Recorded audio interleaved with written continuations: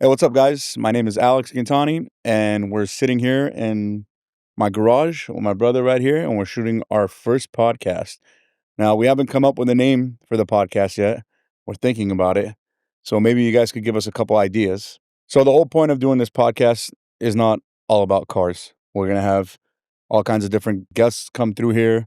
We'll have people from all kinds of different businesses that do different stuff in their lives, from doctors to insurance salesmen to bankers to real estate brokers to people who have invented stuff.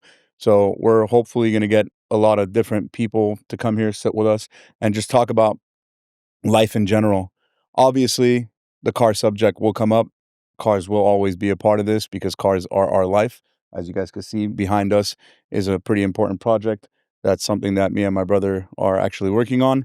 But before we continue with all that, I would like to introduce you guys to my brother. He's my 5-year-old older brother than me. He's 5 years older than me. Oh, So 5 years old, apparently. he's not 5 years old, but he's 5 years older than me. We've obviously grown up to be very, very close. He's always been a mentor and somebody who used to beat the shit out of me when I was a kid and has put me to where I am today. He's also a big part of our business. He's helped me throughout the entire journey through Gintani from the first days till where we are now today. Maybe we'll let Arno say a couple words and introduce himself as we go on with the podcast, and we'll get into some other topics, and hopefully you guys enjoy what we got for you here. Again, give us your ideas about a name. We're thinking about names too. We don't want it to be corny, but we'll move on while we enjoy our drink and cigar and give you guys a little bit of fun.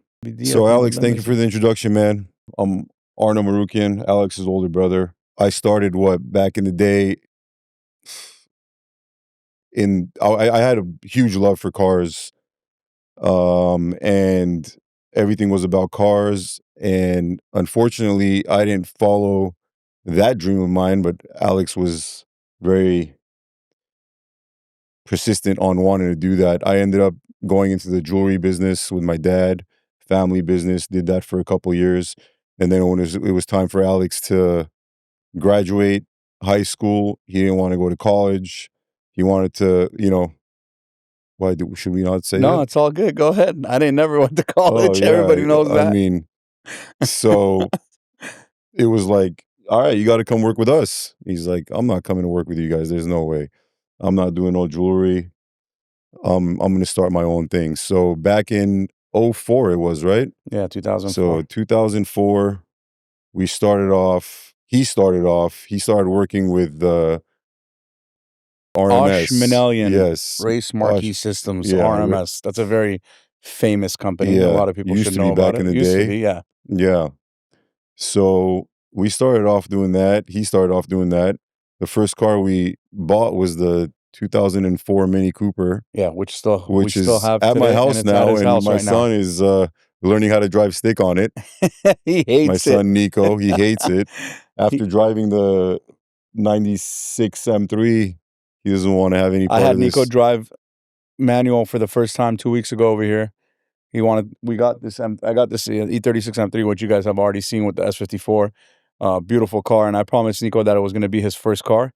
Obviously, we're going to have another car for him to drive to school and back every day, but when we go on drives and everything with the cars, that'll be Nico's car. So 2 weeks ago, he came over and he's like, let's just go drive the car. We took it out. I took him down the street like twice, turned around, showed him how to just ease off the clutch and walked him through a couple things. And then I was like, all right, get out of the car. And he's like, what are you doing? So I'm like, sit your ass in here. It's your turn. So we literally went around for, I don't know, 5 minutes. Yeah. We went around for 5 minutes and then we pulled up in the front. I told him to stop and I called Arno. I'm like, come outside.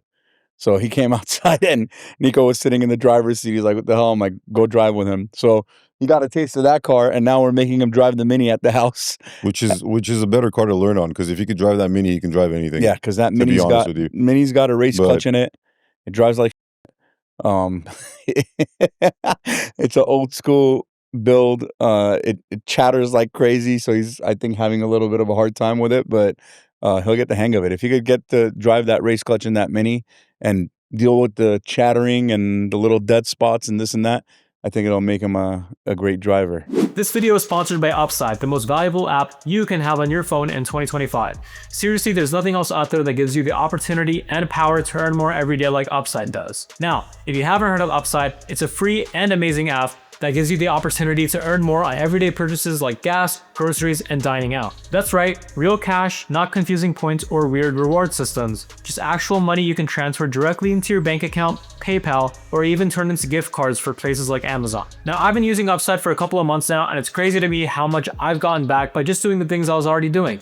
Filling up gas, cash back. Getting food for Alex for lunch, cash back. Even getting groceries for my family and I, cash back.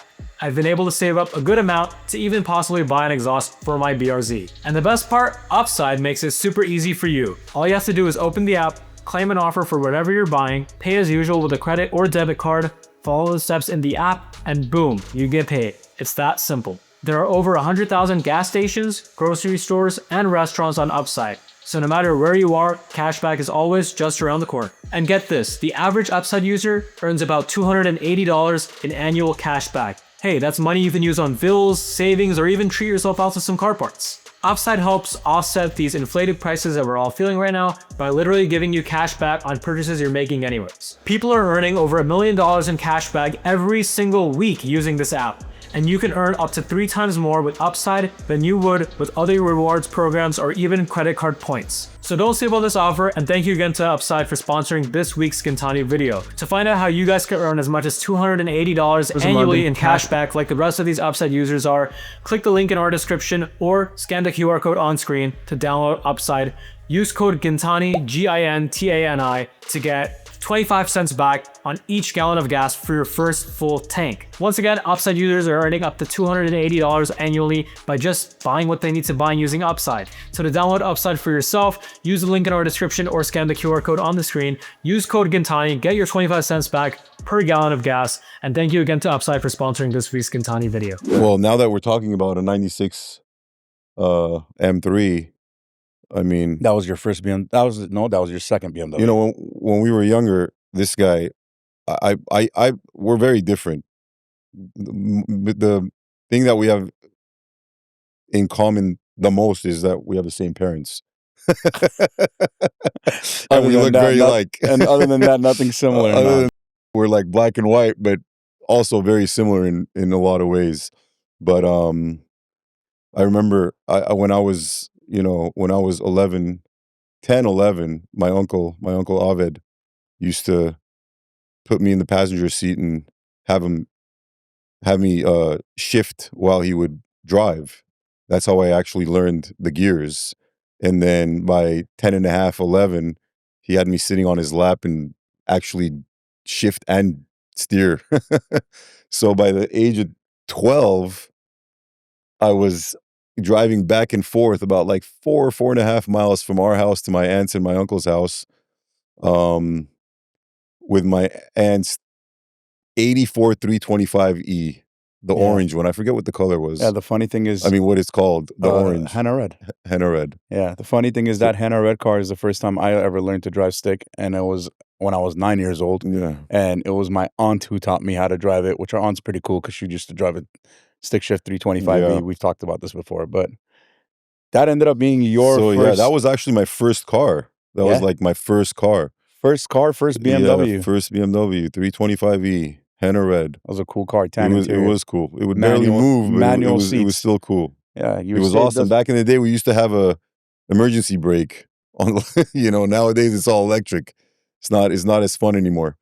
But yeah, from that I ended up with a 850 Volvo GLT. Right, that's what it was. Was it a GLT? It was. Yeah, I guess it wasn't. I mean, it wasn't a T5R. No, it wasn't a T5R. It would have been pretty cool if it was a T5R. 850 Volvo.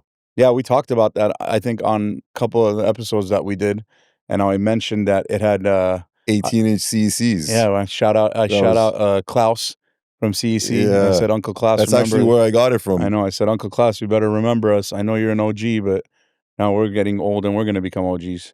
Yeah. So that when I had that with the CECs, this guy was still 12 years old at that point. Yeah, you were 12. I was barely 17. I was 11 years old. Yeah, 11, 12 years old. I was 12 years old. Yeah. And when I drove that thing to school. I had two 15-inch JLs in the back. You could hear me from, oh man, 2 miles away, dude. You could hear that car from, it was like breathtaking. He used to he used to put me and my cousin in the back, and the sub used to come through like the armrest in the middle. There was like a hole, basically, an air gap. And when that used to hit our hair, bass bomb, our chest, everything, like you couldn't breathe in that car, bro. You would have a hard time breathing. It was like, and back in the day, that was freaking cool because every car used to have a system in it. It was, there used to be audio shops like every freaking corner back in the day. You drive up and down Reseda. Sounds Good did that. Sounds Good did that one, but Isaac. Remember, there used to be Sounds Good, Mobile Fantasy, all these shops. You used to drive down Reseda Boulevard, and every like half mile, there used to be a stereo shop. These days, you don't even see a stereo shop. Every car used to bump. Yeah, every single car. It didn't matter if it was a freaking Toyota Tacoma. It didn't matter if it was a freaking Nissan Maxima, a Volvo, an M3, a Range Rover. Back then, every single car had some kind of system in there. And these days, you hardly see that. Hardly, ever. Because I guess it's because all the factory systems on the cars are so good that... Yeah, nobody even messes with them. Especially with these kind of cars. I mean, this car system is the worst thing you could possibly ever imagine in your life. I mean, you're better off wearing your... earpods and listening to music on your earpods, even though earpods suck. The Apple earpods suck, but this thing's stereo system is horrible. So if there was a Mobile Fantasy or a Sounds Good, it would have been great to... I think Sounds Good is still around, but somebody else owns it. Yeah, somebody else owns it. But back in the day, Sounds Good used to go there. Isaac, and they used to have the stretch limo. Yeah, Shelby Cobra. Remember? That was the craziest car. Those were the crazy days. Trip. Those and he wouldn't allow anybody in the back, but somehow he would allow me in the back, and I would go check that car out every single time. Anyway, from the Volvo, I ended up with basically one of my favorite cars I've ever owned, the Estoril Blue 97 M3, and that thing was beautiful until I handed it over to Alex, and then it got destroyed to a point where, I mean, oh my God, it got so destroyed. He destroyed it so bad that like it ended up going to a good friend of ours. We just handed it to him at a body shop. Well, it went where? Well, we gave it to Rob. It went to Rob, and then it went to Castro. No. We gave it to Rob. No, I gave it to Castro. I gave it to Chris Castro. What do you mean? Rob picked that up? No, Chris picked that up. You don't even know where the car's been. Rob picked it up from the warehouse that I had parked at. Yeah, no. We got it picked up from there, and then I ended up giving it to Chris Castro. From Rob? Yes, because I didn't know it went from Rob to Castro. I sent it to Chris thinking that there was a chance to bring the car back to life. There was no chance. And oh my God. Once we started talking about it and we went through like the finances and seeing how much it was going to cost to bring the car back, I was like, dude, I'm better off just going and buying another Estoril Blue E36 clean car and redoing the whole car. The crazy part is if you hadn't touched that car, it would have still looked really nice today. And from what it's like, from what it was to what it went through for absolutely no reason, actually. It all started with, I want to put a wide body on it. No, it all started with me driving the car. After not driving it for a year, I took it out. We're out at a house party, and I went home. I dropped off the E46 M3, which is pretty crazy because the night this happened is the night that we got robbed at our parents' house. I dropped my E46 M3 off. I was in the house when we got. Yes, we were and getting I went robbed. and picked up the E36 M3 for some reason. I decided I was going to go switch cars, and I went back to this house party, and then we were there till late night. Which, mind you, he's talking about the E46 M3, which was also mine and was in perfect condition. That car's gone too. That got completely destroyed. To a point where like I'm like, dude, that's two cars. So I went from the 97. I gave it to you with less than like, I think 26 to 30,000 miles. It had less than 30,000 miles. That's for sure.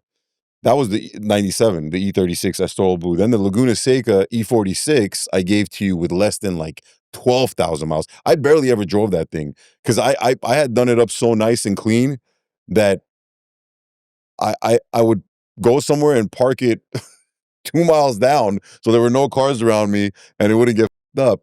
So I gave you that with even less miles. I think you drove that a little longer before you screwed it all up. I did drive that car for a while. Both cars were set up with Hammond wheels. The E36 had Both were with Hammond wheels, right? The E36 had the Rieger rear end, a Rieger front end. a Rieger front end, Yeah, with the carbon fiber lip used that to was break like every a other quarter day. inch off the floor.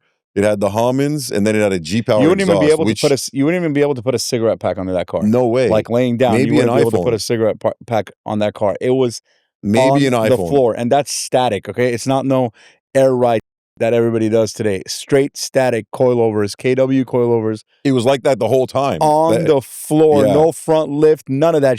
So if you accidentally didn't pay attention for 1 second, bam, there goes I another. mean, we probably went through like 6 of those lips. I probably went Easy. through 6 of those lips. I mean, I went through at least 2 or 3. Yeah, At least. So that car was pretty Yeah. mean. They used to go to Hot Import Nights. I used to beg them to go with them. And that car won twice at Hot Import that car Nights. did win the twice at 97. Hot Import Nights with you, and Yeah. then it won Hot Import Nights with me. And then after that car was done, he did a front lip schnitzer on the E46 and a couple yeah. other things, some schnitzer parts. And then Hammond I got wheels it. again. And then I got it. I put PG3s. The E36 had PG2s. I put PG3s with a step lip on the E46. And they were both really good looking cars. They were really sick cars until I trashed cars. both of them. First of all, let's Hold on. talk about let's talk about why it all happened. Yeah. You were up cars before we even started with real cars. I was remote control cars before I was real cars. Exactly what I was about to say. So, I had my cars, and this guy was 12, 13. You would buy him a remote control car, brand new. Go-karts and motorcycles. And literally 10 hours later, the whole remote control car, the RC car, would be apart, and it would never put back together. Never. It would never get put back together. Ever, ever, ever. And that's how it all started. And then he continued that with real cars. That's the crazy part. So one of the biggest differences between us and me and him is the fact that I build cars, I put them together, and then I don't enjoy them because I love the way they look and I don't want anything to happen to them. This guy builds them, drives the crap out of them for a very short period of time, and then pulls them apart and never puts them back together. So this has been our life. So this is one of the things that we bump heads about, I guess. That's where it starts. So anyway, the E36 M3, guys, just so you guys want to know how all that happened. Again, I was driving back from that house party. I ended up beating out of the car on the way home. Mind you, the distance that I was going was not even more than 2 miles. So you just imagine how intensely I was beating on this car. I literally lit up first gear, threw it into second, was just spinning the tires down the street, and all of a sudden, boom, the red oil pressure light came on, and I'm like, oh. And I shut the car off as fast as I can, and it was too late, because on those cars, the nut that goes on the oil sprocket for the oil pump, they used to back off and then they'd fall off. All you guys who build E36s these days, you guys know that. Back then, they used to pin them and have a tie on it so it wouldn't fall off, and what happened to my car wouldn't happen. But what opened up the rat's nest on that car and me being such an idiot was the fact that the oil pump took a. At that point, we ended up pulling the motor, and I was working by Osh back then. And from there, it led to, okay, we're going to build the motor, we're going to supercharge it. And then while we were waiting for that to happen, I had the smart idea of going and cutting the whole freaking car up and trying to put a GT3 wide body kit on it. Oh my God. And that was basically the death of that car. It was. So after that, it sat around. It went to Craig's. It went to Craig's body shop back in the day. He was a great guy. Yeah, and Craig was awesome. I mean, I He don't did know. all we our haven't body talked work. to him in It a went really there, long it time, sat but for a while. It got some wide body stuff put on it, and then it came back to the shop, and it sat outside for so long that the freaking wide body started getting all messed up. And then I went and bought another set of parts to wide body it again. And then again, I sent it to my buddy Oxen, and he had it for a while. He sent it back, and then it sat and sat and sat, and it cracked. And then I took it to a warehouse, and that was it. That was the end of it. He took it to a warehouse, parked it in there. And then after it came back, our buddy Rob picked it up, took it to his body shop. Never came back. Got picked up from there. I picked it up. I took it to Castro's. It did come back, actually. You just don't know about it. you really You don't picked know it up about from Rob then, because Listen. I gave it to Rob from there. Yes, it went to Rob's. After Rob's, I ended up giving it to Castro because I thought I'd give it one last chance. This time I had no plans or time to work on the car myself. So I said, hey, let me send it to Chris. Let Chris do all the stuff. And then we'll send it to a body shop and get all the body work done because I had paid for, I don't know, 3 kits. Ideally, if you didn't f these up, you know what would be the best story, right? Nico's first car would be the 97. Yeah, and then Vinny's he would pass it on to Vinny. And then after that, Nico's second car would be the 06 E46 Laguna Seca. And then he would pass that on. 02. No. 02. 02. Was it an 02? This guy's getting old, dude. I am getting old. He's getting old. I keep telling everybody he's the washed up version of me, and Washed nobody up. wants to listen to me. I'll still kick your ass, Yeah. bro. I'll still kick your ass. We ended up, you don't know about this. We ended up giving it to Chris. Chris couldn't do it. It sat at Chris's. I do remember that, though. I do remember that. It sat at Chris's for another, like, almost year and a half. And then I called Chris, like, 6 months ago, and I was like, bro, where's the car? He goes, it's still sitting here. I'm like, you know what? Just keep it. I know. I'm like, I'm going to come pick it up. You didn't know about this. The guys know about it. You had no idea about this. I'm like, I'm going to come pick it up. I had found another E36 M3 that I was going to buy, an Estero blue one in Locker Center. I was going to buy that for Nico. And then we were going to bring the original E36 back to the shop, and we were going to put it basically underneath a car cover when we were giving Nico's car. And we were going to show this guy that the car is back. The thing is, when the car came back, we looked at the car, and Chris had left nothing in the car.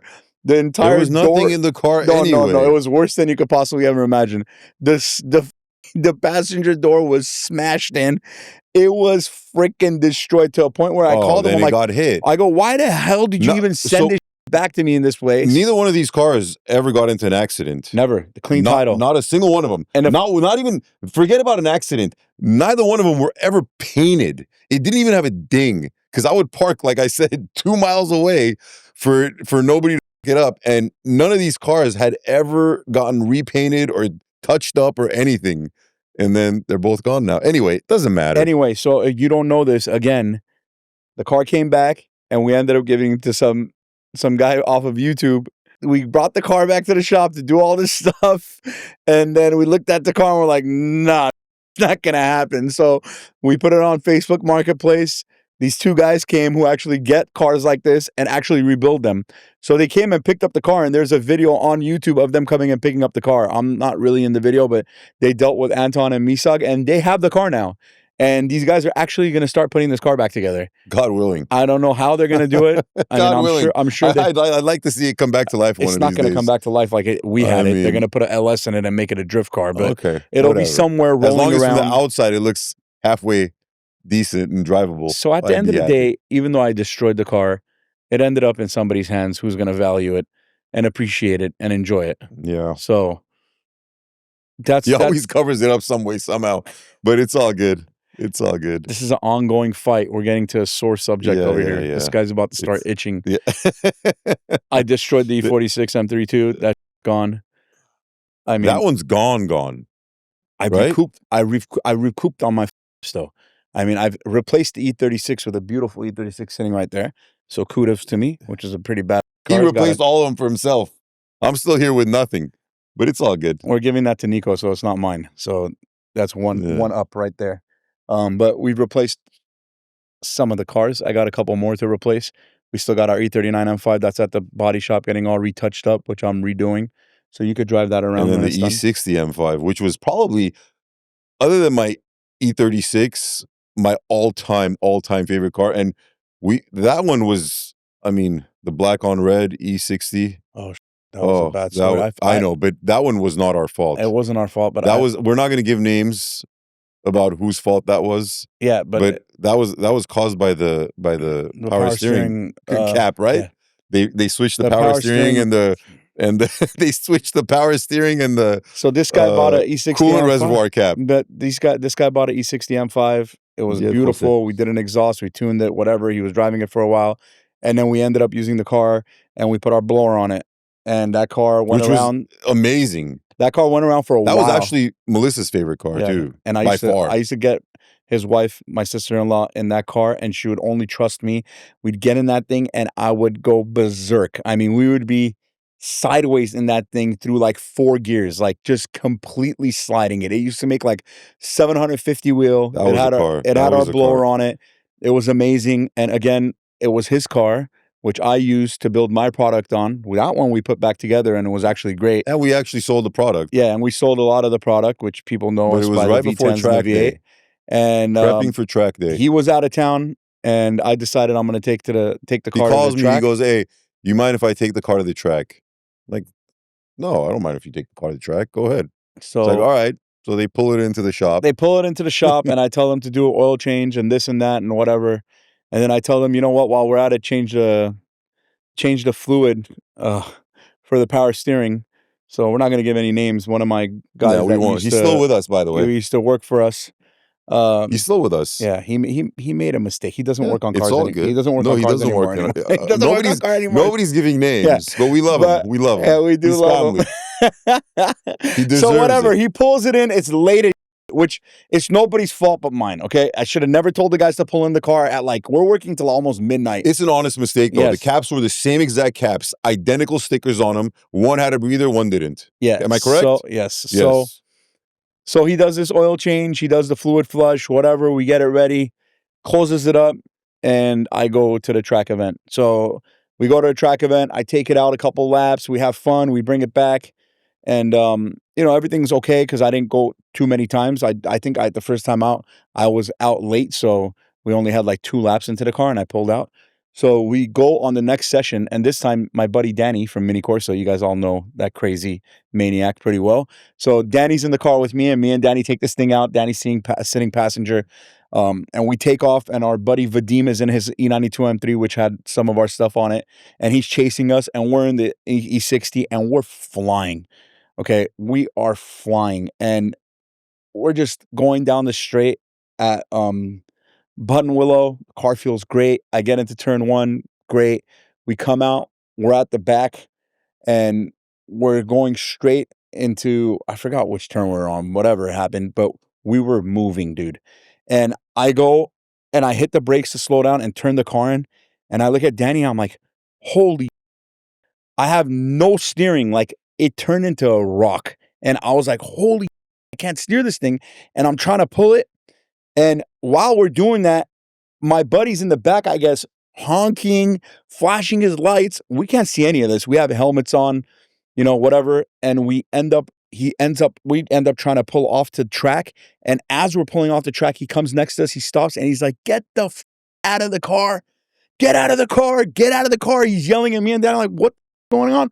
All of a sudden, boom, the windshield wiper fluid goes off. It starts spraying everywhere. He's like, the car's on fire. Bro, you guys don't understand how lucky we got. If we're in that car for literally 5 more seconds, it would have been a miracle if we got out of that thing. I opened the door. Danny ran out.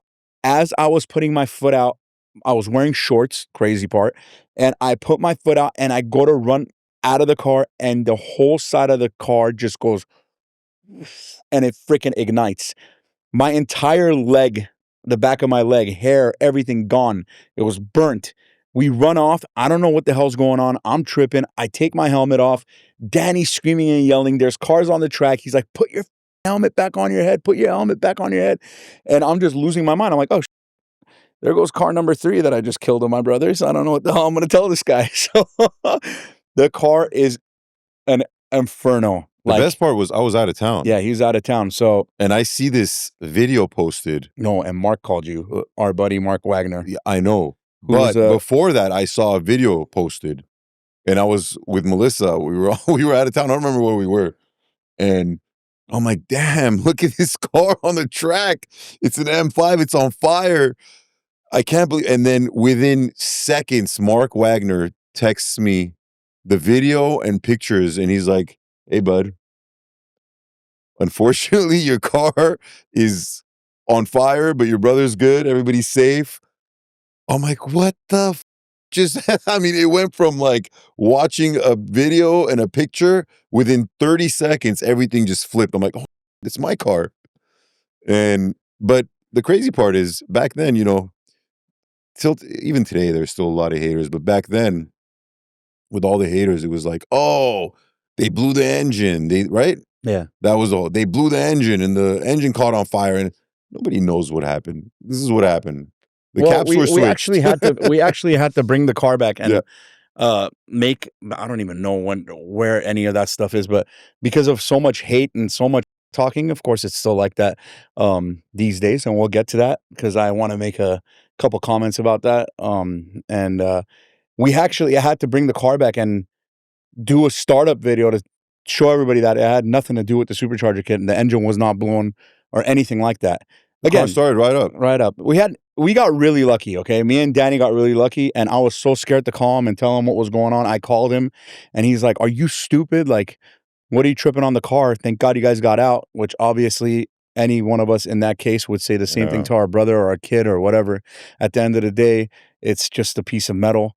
Your life is a lot more important at that point, and me and Danny could have, been seriously injured. So again, this goes to teach people that you shouldn't rush doing a service on your car or doing something stupid to get out on the track. This was a big lesson for us. Thank God we've never had anything like that happen again. And it was scary, but one of his favorite cars again, I destroyed. So That's all good. But that was probably like my all-time favorite. As far as driving a car, in my opinion, there's nothing like a E36.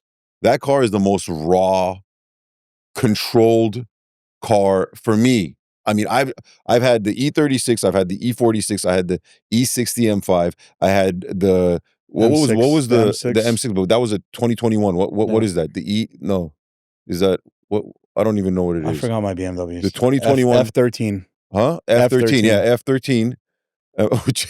Which is another M6. Yeah. I blew that up. Oh, the Bro, F13? I sent, huh? The F13? Yeah. Oh my God. I sent the rod out the side of that block so hard. That was the crazy. Not even driving on the dyno. I sent that Oh so my hard. God. We were making so much power on that thing. It was on race gas, and I just And kept back then we pushing couldn't it. even tune them. Yeah, we right? had just cracked the ECU. We were so excited. But we were still on. Yeah, I was messing with all kinds of crazy shit, like trying to play with it, and I kept pushing it, and we're on VP 110. Dude, that thing had like what, 5,000 miles on it? Yeah, it was brand new. It was literally not even. I don't even think it had 5,000 miles on it.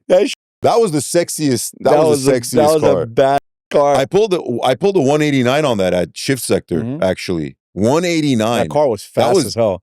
Right, 189, yeah, something like that. I don't know. It was pretty quick. We were pushing the out of that thing. That's all I know. And we brought it back from Shift Sector. I'm pretty sure it was a 189, dude. No, I don't think it was 189. It was more like 179. It was pretty up chance. there. It was one in the 80s. I think I have a video of it. I'll pull it up and we can post it one of these days. Maybe the car was at least 182. It was on VP 110. We're pushing the living out of that thing. We went to Shift Sector. We ran a great trap. I was so excited. I'm like, this motor could handle more. Let's just see how far it could go. Listen, everybody says, "Oh, you blow up cars. The tuner blows up the car." Man. That's how you learn. That's how you learn. You got to learn the limits of these engines. I did the same on the McLaren 720. I've done it on all these cars. As long as you're doing it on your own car, who cares? Yeah, and it's our own car. So if anybody's got anything to say about it, you. So basically, I got excited as hell. We brought the car back, and it was me and Ruben playing with the car, and he kept telling me, "Don't push luck. You're gonna blow this up." And I was stupid back then. I didn't want to listen. And I think we were making like almost we were making a lot of power. A lot of torque, dude, coming in because the turbos were so small and they would come in so strong. And I was just excited being stupid. And we're on a Dyno Dynamics dyno that used to read about 110 horsepower and 110 foot-pounds of torque less than any dyno jet out there. So I was literally not even paying attention to that. And I go to do a pull and this thing comes on and makes like almost like, I don't know, 800 foot-pounds of torque. And it's like, and all of a sudden it just went, pow! I'm like, oh, these guys heard it from inside. No, I wasn't there. You called me. Oh, that was when I was pissed. Yeah. That was the only time I was pissed. That was the only time, because it wasn't my car. It wasn't a buy. Remember that? It was a lease. It was a lease. Yeah. We won't talk about any of that. But yeah, we won't talk about any of that either. But it was a lease. But it was a lease. I sent that out the side of the freaking block. I swear to God, there was a hole in it the size of my head. I swear there was. It was awesome. It was so cool. It was very awesome. And from it wasn't awesome for him because he was very without awesome a car. for me to deal with that. Yeah, He was without a car for a while, but and then it ended up ended up playing out. But I learned a lot about that engine and how weak the rods were. Until this day, everybody knows how weak the rods are on those cars because there's guys out there that are making big power on those cars. We did it too. We made like 1,100 horsepower on one years and years ago. We don't touch them anymore, but that was another one of Arno's cars that I fucked up. God. So this entire podcast has been about me up Arno's cars. So moving along from talking about all the cars I've destroyed, I don't know. We'll talk about maybe since we used to do a lot of BMWs and work on a lot of BMWs, and I still love BMWs. We have an E30 M3, we have an E36 M3, we have an E39 M5. We still own the new 7 Series. We're gonna buy another E46. I'll probably buy another E92. I'll bring that whole collection back for sure. So top. I used to have the X5M. We had an X5M. We had an X6M. We had an M8. You had the X6M, which I hated. We had an M8. I had an M8 Grand Coupe. Yeah. We had every M you could possibly imagine, starting from 97 on. We've had M3, M4, by far, every single one. M2. We've had every single car, every single one. So top five. I'll give you my top 5. E36 M3, E46 M3. Everybody's gonna say this is so cliche. E36 M3, E46 M3, E39 M5, E60 M5.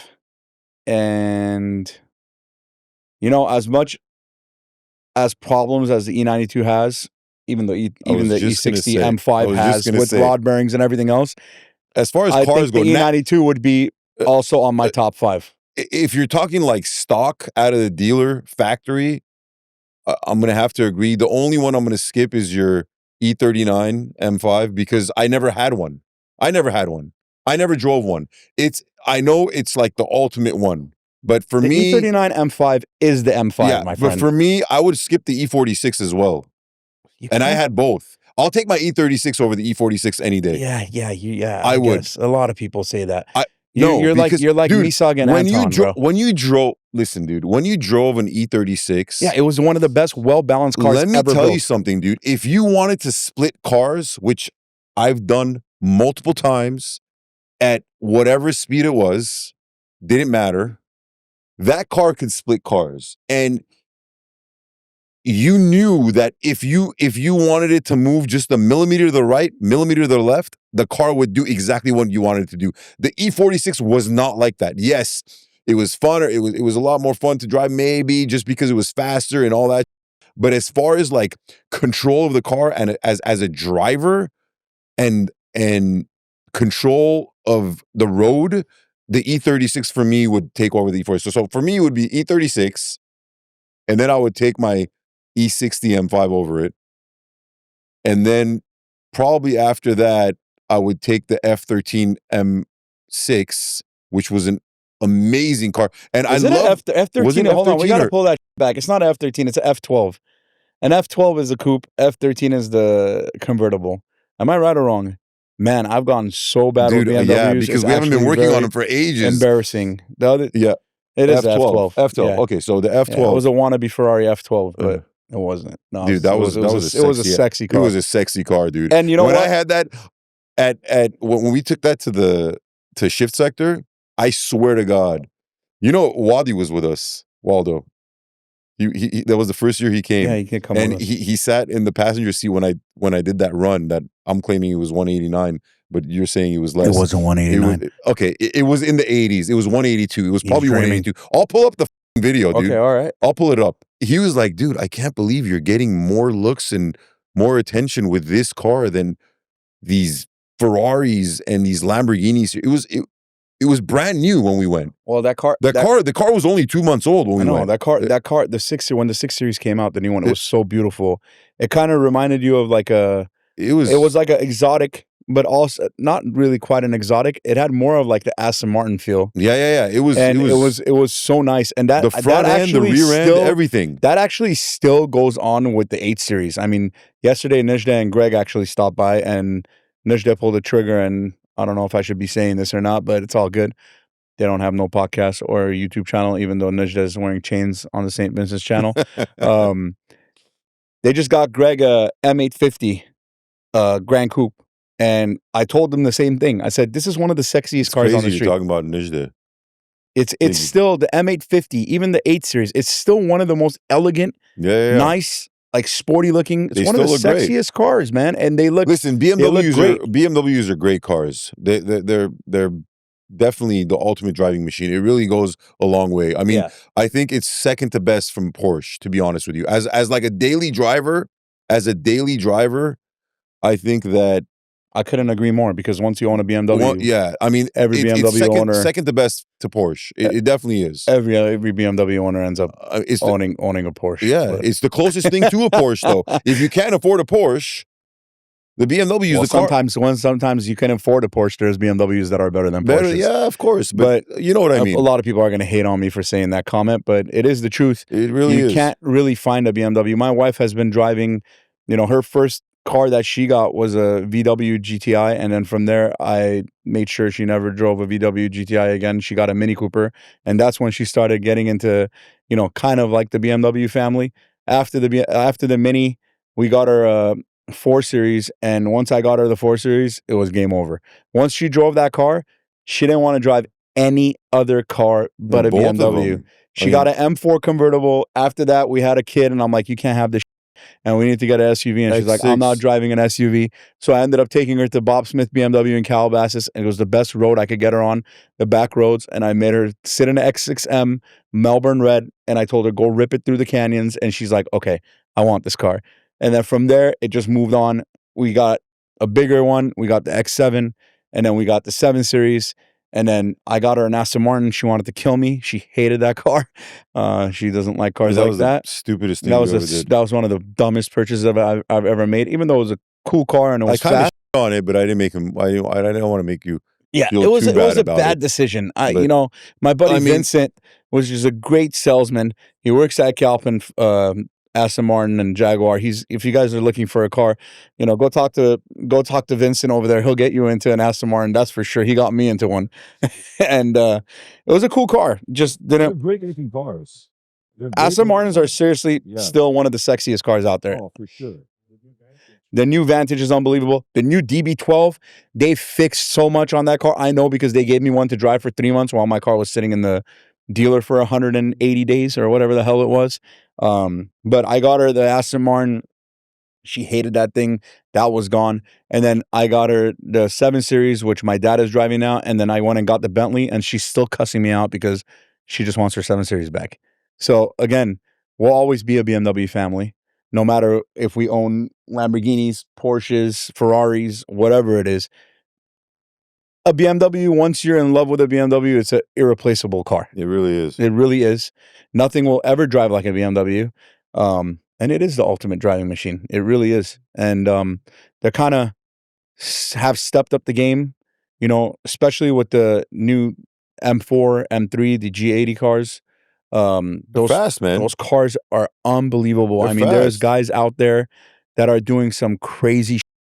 You got all these guys out there that are tuning them and making products for them. I mean, Raza from RK is making a lot of parts for these things. They're building some fast cars. There's a bunch of other tuners that are doing them. Mike from Maximum PSI that I've known since I was a kid, when we used to mess around with E36 M3s back then.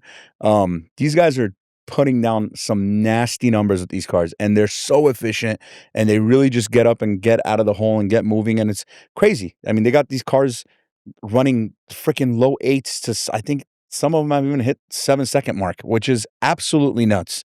It just takes what we were doing with the E92 platform and the E60, E63 platform, and it just takes it on a whole nother level. The E92 was a great car. Now, we had a problem of having the Aliasil block and having blocks crack and all kinds of when you used to start pushing them really far. But these inline sixes, when you have an inline 6 BMW, man, those things will make jam. I mean, look at the S54. It is the German 2JZ. So, badass cars. Now, we've moved very far from working on BMWs, and I made that decision about, it's going to be a long time now. Vinny was just born when Vinny was born. So almost. 7 years ago. Right after your accident. Yeah, 7 years ago, I had an M4. Got into a bad accident. I got into a nasty accident. I got T-boned. The guy almost killed me, destroyed my hand.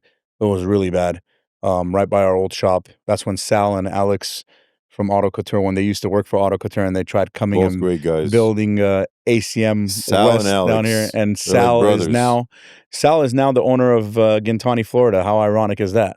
So years of friendship, years of doing business together, and Sal runs Gintani, Ups Florida. and downs, but You can't ask for a better guy to run Gintani, Yeah. Florida than Sal. That guy is a freaking monster. He's amazing. But again, my car got totaled. I got injured pretty bad. And that was at a point where, we were going through a rough patch with the whole BMW stuff. And I really, really wanted to move away from it. And I had saved up some money. Obviously, I got my money back from the insurance for my M4. And I tried to go get a Lamborghini myself, and they wouldn't give me the Lamborghini. I've told you guys this before. I didn't have enough high-end auto under my credit to be able to be given a Lamborghini. So I went and begged my dad, and I told him, "Listen." Yeah, but before the Lamborghini was the McLaren. No, it was the Lamborghini, then the McLaren. Was it? Yes, it was. Yeah, The red one was before the McLaren? Yeah, that's what bought the McLaren. Really? Yeah, thanks to the old lady that almost killed me too. So On Nordhoff, yeah. on Nordhoff Street. So basically, my credit was strong, but it didn't have any high end auto. It only had M4s and M6s and stuff like that. I had never bought a Lamborghini or anything like that before, so they needed me to have a cosigner to get the car. I had put money aside to be able to put a big down payment, and I had money enough to pay for like 6 months of the payments up front. So I begged my dad. I said, "Listen, I need to make a change with the company. I think if I do this, it could really change where this company's going. It should change our name, and it's actually going to get me into doing what I really, really wanted to do. Is my dream is working on, Italian V12s one day, which the Aventador was my dream car."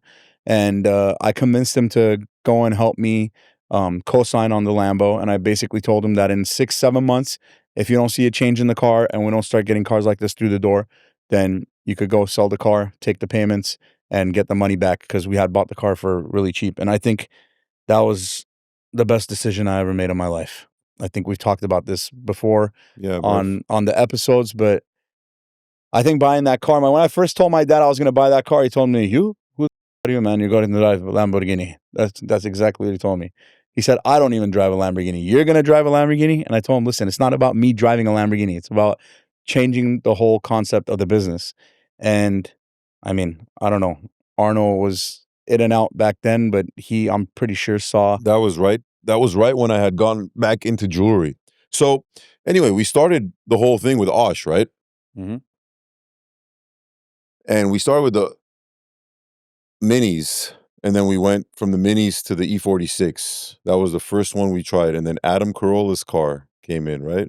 Oh, yeah. Can we not talk about that? No, you can't. Adam was a G. Adam Carolla was after RMS. Yeah, after RMS. After RMS is when, I decided to separate from Osh, and we had to get out of there because it was just toxic. And that was probably one of the best decisions I made. And when we left there, we got a little shop, and I ended up opening a shop in Canoga Park, as you guys all know about that. I wasn't a part of that. That what he wasn't a part of. I made a very big mistake when I opened that shop. I made 2 big mistakes after that. We talked about it.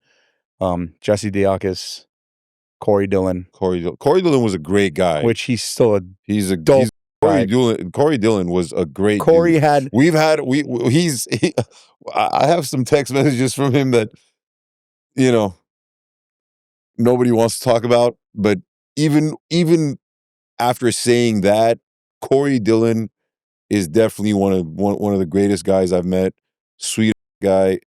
He just got the short end of the stick. Short end of the stick, yeah, exactly. Well, actually, he didn't. And that wasn't because of us, to be honest but he didn't get the short end of the stick because he got every single penny that he invested. He did. He got it all back. So that's the thing, though.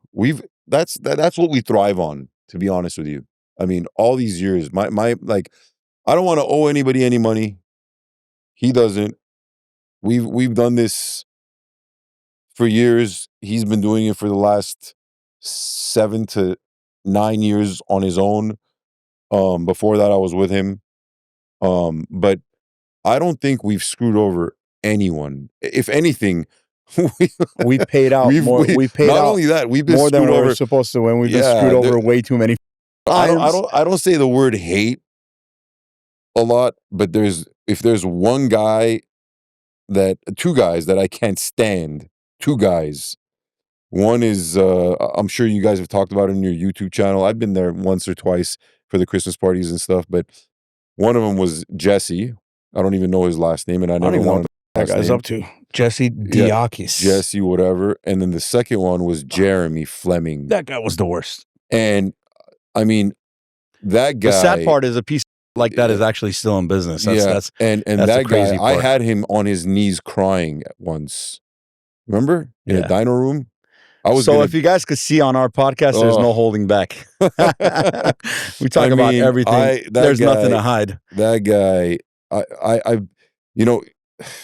we ended up in a lawsuit with that guy. Yeah, and we still have. I jumped over the table. Yeah, we still have a $300,000 judgment against that guy. And we'll never see it. We'll never see it. It's all good. But we've paid every single judgment against us. We've only had one judgment against us, which was with Corey Dillon, and that was with Corey, and he got all his money back. And he deserved it all. That's why and that was all thanks to Mr. Diakis, who got away freely, and now I don't know what the hell that guy does. God. Anyway, it doesn't matter. Who cares? Let's not talk about that. We went through all of that. We went to Bessemer in Van Nuys, opened that big shop over there, which was a great time. Bessemer. Which was awesome. We had so much fun. We would work 24 hours over there. And Arno came to Bessemer when basically I got into deep with Corey and Jesse. Yeah, that's and the whole lawsuit went down and everything, and we ended up buying Corey out of the whole thing. We didn't have to buy Jesse out of anything because he ran away and nobody knew where he ever went. He ate 90% of that money. He ate 90% of the money, and then he took off, and nobody knows where the hell that guy is at this point. But after that happened, I was in a very, very dark time. I went through nasty depression because of what had happened there, and I've also lost one of my closest friends throughout that time. So I was pretty f***ed up. So at that point, Arno left downtown completely. Took whatever he had in his bank account and put it towards the shop, and that's when he started helping me out with all the E92 M3 and the E60 M5 stuff, which was rough too. Very rough. It wasn't easy. It was rough because we were actually killing in that market, and we've had the phone call with Drew. Yes, and we all know how that went down. Drew's still a good guy. He's a great guy. It cost us a lot. In our ass. Oh, you know about the phone call when we were recording in here, and Drew called me out of nowhere, and it's recorded. Have you watched that? I know that. I know that Drew. You guys had a phone call with Drew once. Yeah. No. I had a phone call recently when we were shooting our. Just recently? Well, how long ago was that, Dave? No. Oh, last year. I think I know that from last year. Whatever. It's all good. I see Drew here and there. Listen, Drew's a good guy. Drew's a great guy. It just happened at the wrong time. We got the short end of the stick. Yeah. Thank God we were able to pull ourselves out of it. I think if we were to get Drew on this podcast one of these days, we are going to get Drew on this podcast. Drew is coming, and I think he'll tell the truth. No, he will. He doesn't care, and Drew will 100% come on this podcast because Drew has been a very big supporter of mine, and he's actually very happy with where we've gone with the company and what we've done.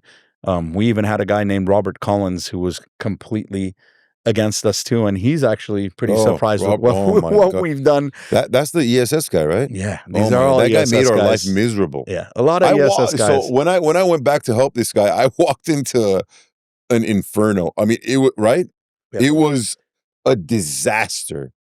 It was really bad. And it just kept getting worse and worse and worse and worse. It was hell on earth, man. It really was. It was crazy. Anything we did good made absolutely no difference. It was just like you do like 10 good things, 20 good things, and then one negative thing would just take over the whole thing. Like, it made absolutely no difference until we ended up getting out of the Bessemer shop. We made a great investment, and we bought the shop. It was a very, very good move that, where the machine shop is now. Yeah, where the machine shop is now, where we were in for years, and people talked about how small it was.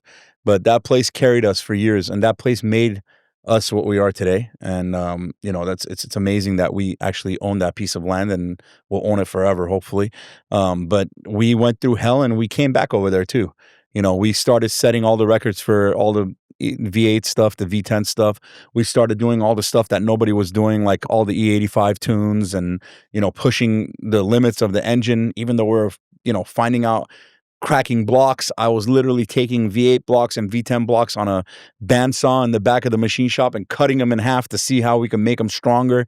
And it ended up turning that every single person who ended up buying an ESS kit instead of buying our kit was starting to call us at a point and say, holy, we fucked up. We should have bought your kit. Now I got to upgrade to this, and that. And that leads us to a point where he was with us for a while, and then he decided What was to... the ESS guy's name? Who, Ashburn? Ashman. Yeah, Ashburn. He's a good what guy. was it? Now they make their own. Now they make their own blowers, and Ashburn's pretty smart. Ashburn, yeah.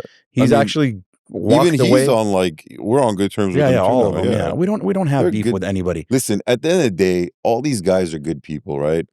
And it's just like today's media. Media guides you in whatever direction. You can drop your drink. Media guides you in whatever direction they want you to be guided into, right? So that's the same with social media it's the today. Same thing with that's the same with and back in the day, the forums. The forums did that, were the right? worst. So the media back in the day on the forums were individuals that would just follow. It was like a cult, right? Yeah. And there would be a cult of people that didn't like you, and they would do everything they can to just even if what they were business. saying was 100% lie, which majority of it was, whether it was towards us or any other company. I'm not saying it was just towards us. It was towards our people would say that about them, and it's just, it was a crazy time, dark time. But those days are kind of over, no? The forums. So those days are kind of over, no? Or those not days really? are the forum. I mean, we don't go on forums. I haven't been on a forum. But we used to. Man, I used to go on there. It was like the stock market. I used to be in the stock market, right? I used to play the stock market a lot with Dad. A lot. Wake up 4:30 in the morning, pre-market, watch it, get in 6:30. I mean, every day, right? Yeah. And then guys, the forums. I used to just the forum turned into the stock market. I used to be in front of the computer and just press reload, refresh to see who's which thing said the next comment of. And I used to lose my. If I'm going to be honest, I mean, I personally have probably lost a good 5 to 6 years off my life with the stress that came with those forums. I'm not even lost probably more than that, and I continue to lose. Be up till 2, 3 in the morning and wake up. I remember the calls that we used to have at 2 in the morning. I would call him, or he would call me if I missed something. Excuse me, if I missed something, he would call me. If he missed something, I would call him, and it would continue in the morning. Can you imagine this guy? And it was such a black era, right? Yeah, I mean, to some extreme. Yeah, back then. Yeah. Well, when you get older and wiser, I guess, you get to a point where you start trying to block stuff like that out, But these days it's not forums. These days it's more, the social media has grown way bigger. Forum was the one thing. Now you got Facebook, you got Instagram, you got YouTube, Twitter, you got YouTube with YouTube channels and all kinds of stuff. And now you take the abuse from all that, which is actually, if you really pay attention to it, it's a lot nastier than the forums is, because you got people who have 500,000 subscribers, 1 million subscribers, 4 million subscribers. Sometimes you build stuff for these kind of people. Sometimes you do stuff on your own YouTube channel. And if you go deep into that stuff and pay attention to the comments that are left, it'll probably drive you absolutely nuts to a point where you'll probably going through massive depression. Now we don't get attacked on forums. Now we get attacked by people's groupies, which we'll get to that subject since we're talking about forums and all kinds of stuff like that. A small little example is the last, I would say, 3 weeks has been complete hell for our company. We've gone as far as death threats and stupid emails and messages and DMs, and we have people going on our Google and leaving Google reviews when they've never had anything to do with us. So You know, I keep it very open. I don't filter anything. I've always been like that. Everybody who works with me knows I'm like that. I have no filter. I could give a less about what you think of me. Um, we've helped a lot of people out in the social media industry. You know, a lot of people who do YouTube and stuff like that. One of the biggest people that we've done stuff with is actually Daily Driven Exotics, Damon and Dave, and we've had a great relationship, and we've had that relationship for years. Now, we've had their 720 for a little bit, and obviously we run a business, and our business is supposed to make money to put food on the table for our families, not only for our families, but for our employees' families, which we have 19 employees. You know, we're a business that's growing. We're still a small business, but we're thriving to hopefully become a business that has 100 employees. But when you have people who run a social media channel that sometimes don't understand what it takes to build some of these cars and sometimes don't understand the ups and downs of these cars, and there's videos made talking about these cars and stuff is put out of context, not on purpose. It's just, it happens. You know, you're trying to explain something, you got 4 million viewers viewing your video. You're not really thinking about how it's going to hurt the people who are actually helping you out and who are actually working on your cars. We've had disgusting attacks from people who have been watching the whole 720 build.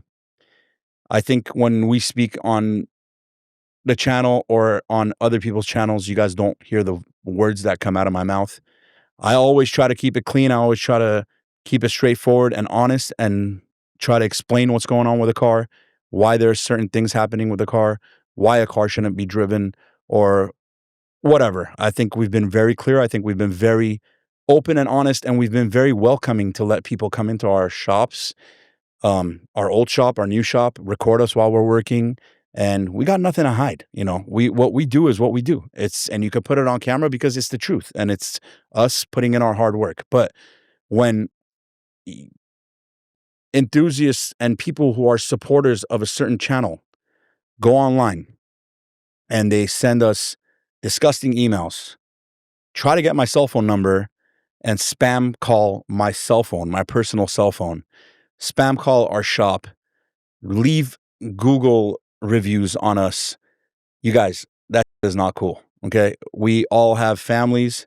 We all have kids. We have, you know, stuff that we got to take care of. At the end of the day, we put our hearts out to make these businesses run.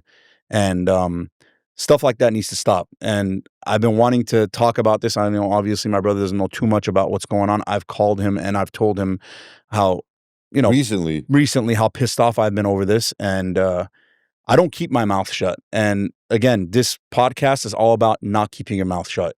Whoever comes here could talk about their problems, could talk about what they go through in life and what affects them in certain ways. And that's what this podcast is going to be about. It'll be about cars. It'll be about life. It'll be about all kinds of stuff. So before anybody goes out there and goes to trash a company that they've had nothing to do with, where they've never bought one product from, had any work done by, you cannot go online and trash a company and write reviews and send death threats and do all kinds of stupid because you support some YouTube channel. And this is not just about us. This goes to any everybody. company. You know, this happened to a lot of people that we know, you know, and me getting into this into YouTube. We make YouTube videos for you guys. Okay. We make YouTube videos. We do these podcasts because there's a lot of people who are interested in our lives. There's a lot of people who are interested in what we do, what we build. They have the dream of maybe doing something like we do when they grow up. We've had people send us, you know, letters, stuff to our PO boxes. We've helped people, guided them through watching us to start their own businesses and succeed. That's what this is about. This is about helping you guys see what we've gone through, maybe not make the mistakes that we've made in our lives. And, you know, I made some mistakes because there was companies previously to me when I started getting involved in YouTube episodes and all kinds of stuff who said, watch what you're doing with that. It will bite you in that one day. And I told them, listen, I'm not the type of person who, you know, covers up or doesn't speak the truth. So that's why I'm going out and talking about this right now. Again, that needs to stop. And if people that we work with or we do work for are not going to take responsibility and control over our company getting slandered and having messages sent to us and phone calls and all kinds of stupid shit, we're just going to stop working with them. And that's it. I don't need that kind of shit in my life. Nobody does. Not me, not Calvo, not Sheepy, not freaking ES, not Underground, not anybody. None of us. We don't do this for people that don't work with us or buy anything from us to go out and judge us. We would appreciate it if it stops, and we would appreciate it if the people that we work with stop. I'm all for service. I'm all for friends. I'm all for loyalty and respect and all of that. But if I'm giving you all that, I expect all that back. Okay? So if you want to chapter off and go do your own thing, by all means, I'll still help you with that. But don't put me down. Don't take credibility away from us after everything we've done for you. So at some point, be a man, stand up and say, listen, these guys have been there for us all these years, all these times. Anything we've asked for them to do for us, we've done. But now we're trying to take a different direction, and that's what we're going to do.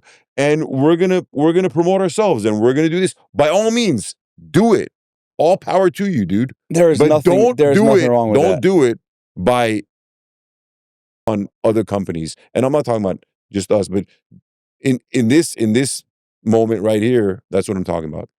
So am I out of line? No, you're not out of line at all. You probably basically said everything I've been wanting to say for a very long time. So I don't mind saying that all. I have no issues saying because anything. You've been on the other end of the stick and having to hear me that's why bitch and moan for years. That's why and I'm just here. Put a straight face on camera nonstop and just be a happy, jolly guy and try to do everything I can. I'm not that.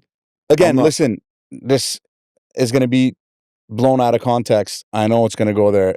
There is no beef over here.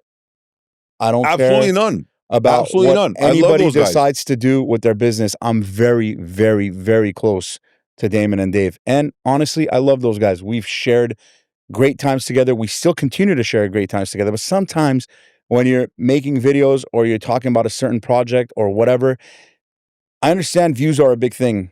Views are a big thing for us too, I guess. We're not really a dedicated YouTube channel, but we try to do whatever we can. But so that's the difference between a YouTube channel, an actual shop. Yeah. Okay. So if I'm going to be 100% honest with you, these guys have never had an actual shop. Am I right or wrong? They just started one. Okay, they just started one. Yeah. Let's see the difference between a YouTube channel and an actual shop. Yeah, maybe today they have an actual shop, and all power to them. I hope they succeed, and I hope they do a great job. You can never compare those two, dude, ever. And it's very easy to bash us when you're just on media doing what you do. Am I right or wrong? Oh, you're 100% right. That's probably been one of my biggest mistakes is catering to all this and just not opening my mouth and continuing doing stuff the way I've done it, which in my opinion now, after this long, I've realized is wrong. Not that I won't do it again. I'll never back up or leave a build of mine alone or not cater to being able to finish it or fixing if there is any problems. But again, we're not a media company. We are a performance company. We are builders. We've been doing this since 2004. Okay. We've been in this industry since 2004. And to be honest with you, since 2004, I've been in it before 2004. We've almost gone under at least 3 times. At least 3 times. At least 3 times. So we've had talks of shutting down and literally closing down. Yeah, but I never gave up. So no, I continued to push. You never gave up. We never gave up. It never, nobody ever wanted to let go, right? Like you were the first one never wanted to let go. And then second, it was me. And third, it was Dad. Yeah. And he wanted to let go, but he didn't. The only reason Dad didn't want to let go is because he believed in my dream. Yeah. And obviously, you guys have seen where my dream has taken me. But to continue my dream and further grow my company, we can't have stuff like this because we've decided to venture into different things. So we can't have people going on there and trashing our company over that's not true, that doesn't exist, that have had no experience with our company, we can't have stuff like that because our future is hopefully bright. It will be bright because we're the type of people that will never give up. And we're going to continue to do a lot of cool stuff. And as I talk about that, you guys could obviously see we've invested a lot of money into all the cars that we've bought. We buy these cars for development. We buy these cars for further projects, It's not stuff even all that about money, bro. it's not. It's the time, The time is the harder than sweat, money. the tears. I mean, it goes a lot deeper than money. Yeah, Yeah. my kid and my Yeah. kids and my wife stay at home until midnight, It- 1, 2 in the it's not- morning, waiting for me to come home, and just I don't even get a chance of coming home and putting my kids to bed because I'm at work trying to work on somebody's car that they need to do something with or go out with because we're dedicated to that and we promise to get it done. So we put our blood, sweat, and tears into this, catering to our customers, catering to our craft, and developing the stuff that we develop. We work really hard to get to where we are. And we just ask for minimal respect. That's all it is. That's it. It all comes down to a little bit of respect. Just understand what people have done for you, and we understand what people have done for us. And we've always been respectful towards people that have helped us in our industry. Would let it be another company who gives me guidance and advice on maybe building a system or, doing some stuff to an engine, or Damon and it Dave comes down as an to this, right? example, It comes down to this, right? It's like helping us with me and social you talking media about, and all that kind of stuff. it's like you and I talking about Osh and talking about him. At the end of the day, even though that we had a bitter relationship over there, we've never sat there and talked crap about this guy. If I didn't have experience with Osha, I wouldn't be where I am today. Corey Dillon, right? The guy, we've had a bitter past. I'll never say anything negative about the guy, ever. And I don't think you will either. No, not right? at all. Not at all. So that's the difference, though. These people have made us who we are today, right? At the end of the day, they kind of started this whole thing and helped us out to get to where we are today. Yes, we've done majority of the work after that. So aside of talking about all this, I think we've expressed our minds and our feelings. I have, and he's done a great job at saying the stuff that I didn't want to say, but that's why you have an older brother sometimes, right? So we'll just move away from all that and we'll get into talking about what holds for the future of Gintani, what our ideas of Gintani are, what our next steps are with Gintani, what we're doing today to grow the company, change some stuff around, and look for the positive in all of this, and enjoy what we do. So as I say that, you guys could see this beautiful Revolto that's sitting right here, right behind us. This car literally was purchased and it was on a tow truck, came to the shop for like literally 45 minutes. The guys checked it out. We brought it back to my house. And I told him, I said, don't even drive it for a 1/10 of a mile. Yeah, so let it get driven to the shop, do your video, put it back on the tow truck, and take it to your house. Yeah, so I literally drove this car off the tow truck. We parked it at the shop for a second. I drove it back onto the tow truck, and then it came back, and it's been parked here ever since the day we bought it. Right now, it sits here with no ECUs in the car, because I am in the process of, doing some stuff to being able to program the ECUs because we have huge plans with this car. This car is going to be our first turnkey car that we will be building and we will put up for sale. It's going to have a full 1016 wide body. We will be one of the first ones to get that kit. We were one of the first ones to order that kit even before the testing was done for fitment. So that should be coming in the next couple weeks, and we'll probably be taking the car apart for the body stuff. Obviously working on my personal Revolto, which will also be for sale. That car's on the lift right now. We are finishing up the twin turbo kit. The reason we haven't put out so much data and so much information on that car is because I will not release anything on that car until it's able to do full pulls, be able to drive like a complete stock car.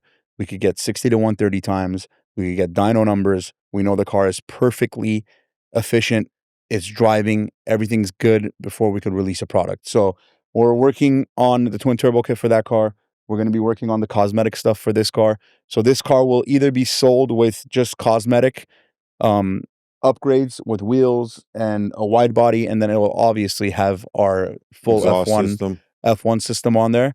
If it comes to a point where my other Revolto is done and everything is running perfect and we're confident enough to put all the new twin turbo kit stuff on this car, we will also add our twin turbo kit to this car, and it will be sold as a brand new car with, I think this car has how many miles on it? Surprisingly, it has 100 miles No, on it doesn't it. have 100 80 miles. miles? It has 80 miles 80 on it. miles. So I guess Which the dealer, was still surprising to me. pretty surprising. Yeah. Joe put a couple miles on it because Yeah. he went and did a photo shoot. I think he lied naked on the hood. And Joe, Level Cars, thank you Yes. for getting me the car, but yeah, please don't let your... I mean, we haven't put a... I haven't put any miles on this Yeah. car. Joe put more miles on this car than I did, that's for sure. He has some nude pictures with the car that we don't want it to get onto the internet. We're going to keep that off the internet, but the car has, I think, 83 It'll miles come up on it. at some point. Yeah, it has 83 miles on it, and the only other mileage that will go on this car is on the dyno and probably some street testing, and we will put it up for sale. It will be our first car that will go up for sale as Hopefully a turnkey first car. of many. First of many. That's our goal. I kind of want to pull back from building all these twin turbo projects and stuff for customers. We will make kits that we could ship out, but our main focus is to build full turnkey cars, and our other main focus is to concentrate on growing our fabrication. The reason for that is everything we do is built in the US. Everything is manufactured at Gintani at our facility. We have 7 fabricators right now, and we can't keep up with any of the orders. So it's very hard to keep up with the demand. And in order for this company to grow, we have to focus on growing our facility, focus on growing our fabrication department, which we're doing. Where we will be adding another 10,000 square feet, almost 11,000 square feet to the shop, hopefully by the end of summer. We haven't done a grand opening. I know everybody's waiting to come and check out the shop, which I promise you guys, we're going to do it once the whole place is set up. So our goal is to give about 7,000 square feet of the shop to only fabrication.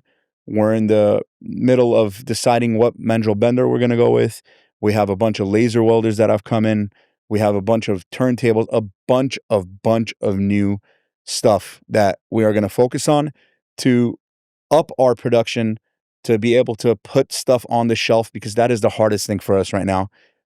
Our systems are very complex. We take huge pride in what we build. So there's no cutting corners. Everything has to be perfect. I mean, we are sons of a jeweler, a very well-known jeweler. We've been in the jewelry business for... My dad's been in the jewelry business for over 40 years. 43 years. And then our grandpa. And my grandpa was in the jewelry business. King of jewelry in East before that. So yeah, everything has to be perfect. Everything has to leave perfect. And that's what we're going to focus on.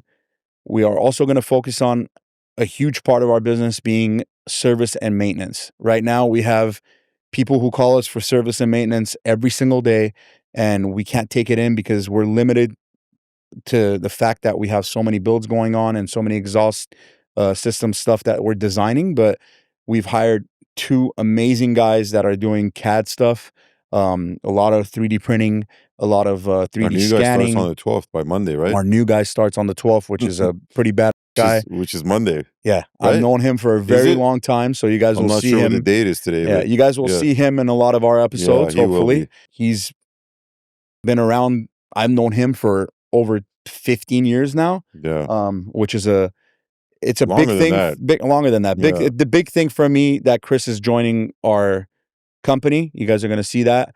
We're coming up with a lot of cool stuff. We got the P1 at the shop. We got a bunch of stuff coming out for the Senna. We got all the Revolto stuff going. We got a Bugatti Chiron that's on the way. That's going to get an exhaust, hopefully. A lot of cool stuff. So I think we've gone over and beyond for episode 1, and I hope you guys have enjoyed it. I'm happy that I've had my brother here with me. This is his first time being on camera and having a mic shoved up in his mouth.